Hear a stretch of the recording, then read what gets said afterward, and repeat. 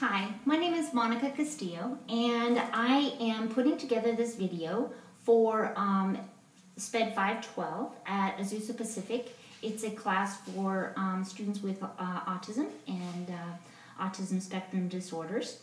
And what I'll be doing here today is demonstrating 3 forms of assistive technology that can be used in the classroom with students with autism, and then possibly others that classify under other disabilities.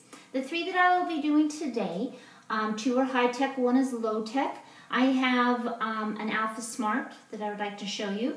I have taped assisted reading device, and then the 3rd one will be a form of the PECS system that I'll be going over. So the first one I wanted to go over is the Alpha Smart. Okay, this is just a very lightweight keyboard. It shares the same functions and abilities as a computer, but it's a lot simpler in the fact that students can display their writing abilities on here the same way that they would a word processor. Now, some of the positive traits that this has is that it's very, very simple to use. Not a lot of training needs to go into it as far as from the technical side in teaching a student. The keypads are all similar, again, to a keypad on a computer, so something that we've all used. It has a simple on-off switch. Okay, the student will go ahead and type on it. And then, once they're done, all they need to do is go ahead and take and plug it in to a computer word processor, which would be Microsoft Word, something similar to that. And then the words just automatically will print out onto the computer, and then they can go ahead and print from there. Now, some of the positive aspects for this is that, the students that have difficulties with maybe getting their thoughts on paper and really struggle with putting pen to paper, really can benefit from the Alpha Smart. They might have written language processor, fine motor processes that, when you're asking them to formulate a sentence on paper or something like that, you get the frustrations or the tantrums or the outbursts because it's just something they're not comfortable with doing.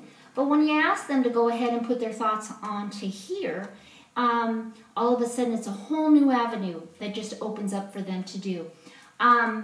Especially the students that are nonverbal. This is really, really, really fun for them to do and easy for them to do. You can start off with just short words that they can go ahead and learn to type, and it's a form of communication between the student and the teacher or staff. And then later on it builds into them going ahead and building sentences, paragraphs, and just a form of communications. Now again, because it's lightweight, they can take it to anywhere they go. Lunchroom, outside the school, communicate at home with family and friends.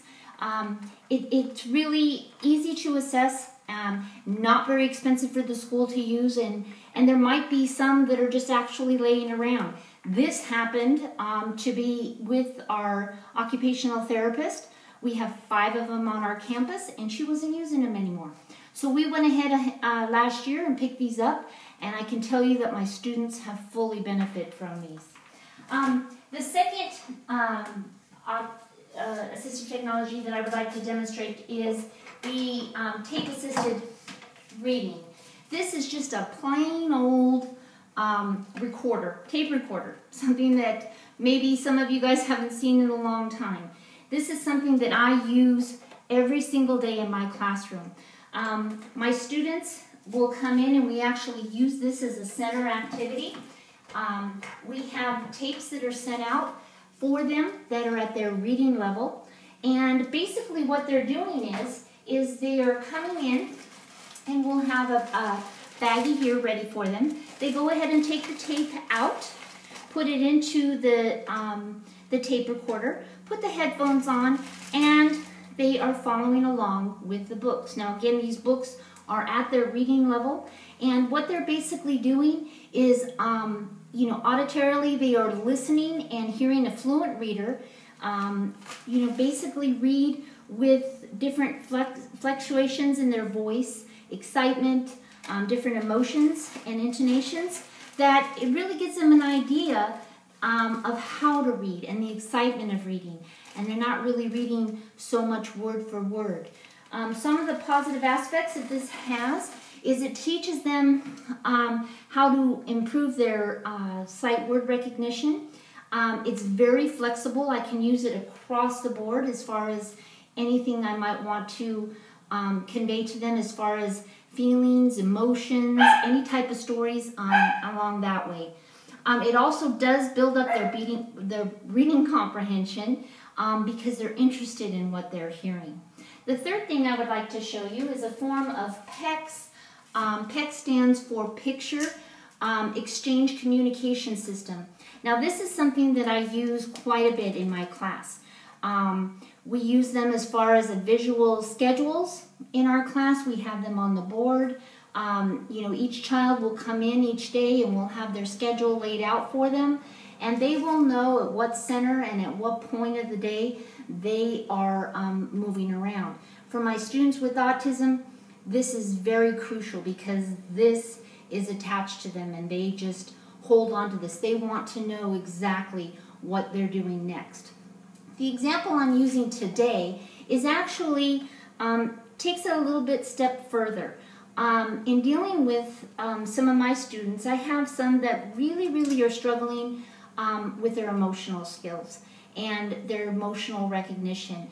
And we have developed this in the PECS system, and this allows, and I'm bringing it a little closer, it gives you the different types of emotions. We have angry, frustrated, disappointed, happy, and excited. First of all, I have to teach them what each of these emotions feels like or looks like so that they can recognize what they are actually feeling, because some of them just don't even understand. This first step is a very rigid process that I'm going to have to break it down and give them plenty of examples, model, use it in different scenarios inside the classroom so they can see what this feels like.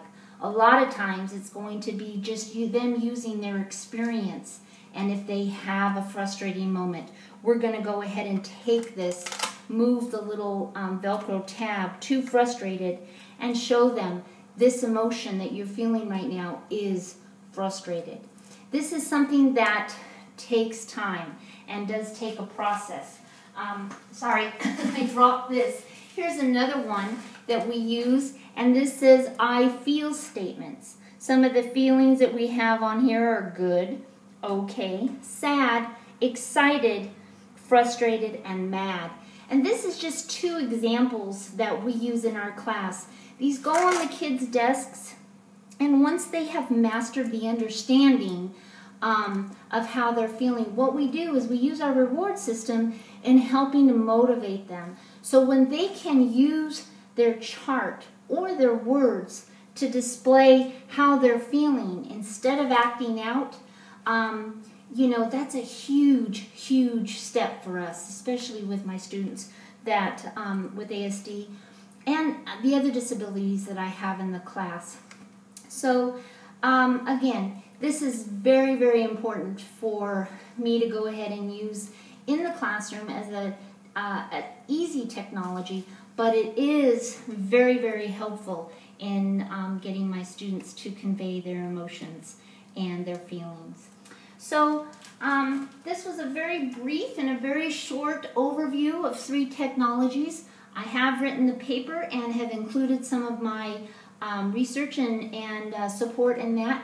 So I hope you found this interesting, and again, I was very nervous to do this, so I hope that it was beneficial to you. So God bless. Thank you.